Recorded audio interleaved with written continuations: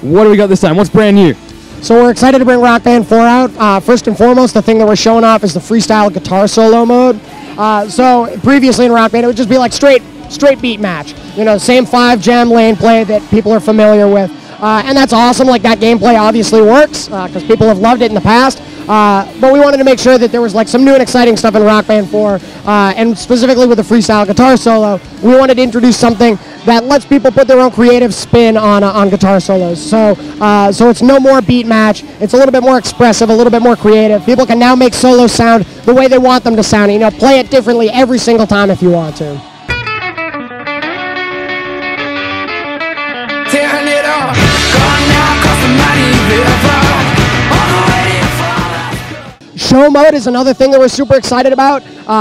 Previously in Rock Band, you would pick one song, back out to a menu, scroll. Oh, I don't want to play that. That's too hard. Let's change instruments. And it really kind of takes you out of that party experience.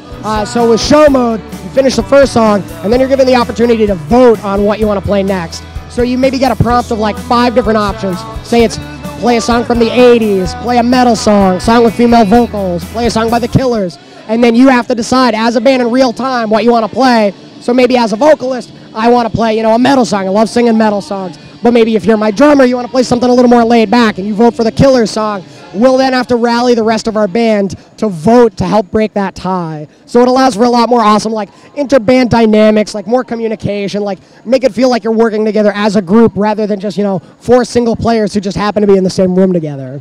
And so this is built with a real big focus on multiplayer and just fun dynamic, right? Oh yeah, that's really where Rock Band shines, right? Like, the vast majority of people that play Rock Band play in their living room, in a group, in a party setting. And so we want to make sure we're doing everything we can to support that group of people who are, having some pizzas, maybe having a few drinks, playing Rock Band. That's our bread and butter. And, as the only full band game coming this year, that's something we're more equipped to do than anybody else. And an exciting word that everybody loves to hear, backwards compatibility. Rock Band 4 has this in spades, right? Yes, confirmed. That's something that we've been working on very hard for the last 5 years, making sure that if people bought DLC for previous Rock Band titles, that will carry forward to Rock Band 4 within the same console family. So meaning any songs that you bought for 360 will carry forward to Xbox One, any songs that you bought on PS3 will carry forward to PS4, and the same goes for hardware as well. So any wireless Rock Band instruments from the last console gen will be compatible with Rock Band 4 within the same console family. And a lot of people are big fans of the Pro instruments as well. Can we expect them to come back?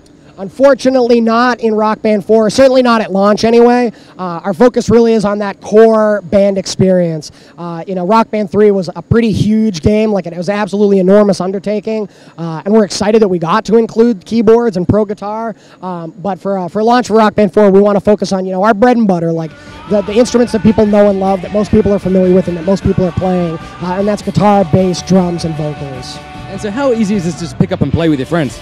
It's remarkably easy, like we've got a lot of tutorials and onboarding stuff to help get people acclimated if they've never played Rock Band before. And if people have played Rock Band, the gameplay is familiar. It's, the same game that people know and love with a lot of new exciting features as well. We didn't want to start from scratch and throw out the old stuff. We didn't want to force people to buy a new instrument. We wanted to do everything we can to support people that have played Rock Band previously. And it's been awesome on this main stage to see people hop up and try the new features like the freestyle guitar solos and take to it so quickly. Like people who are within seconds of playing it for the first time on their knees, like shredding like crazy, doing windmills and stuff. It's been a great stage. And as you said, your bread and butter is the core elements of it. What are we looking at for a track list and size this time?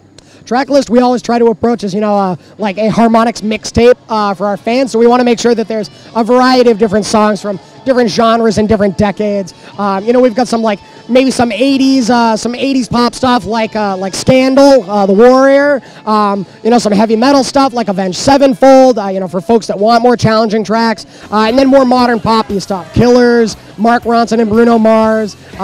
Older stuff like Elvis Presley. We're bringing him to Rock Band for the first time. We've got The Who, another Rock Band staple. They're the only band that's been in all 4 Rock Band games so far. We've still got almost 50 different songs to announce for the Rock Band 4 set list. So we're really happy with how things are shaping up so far. This is insanely eclectic.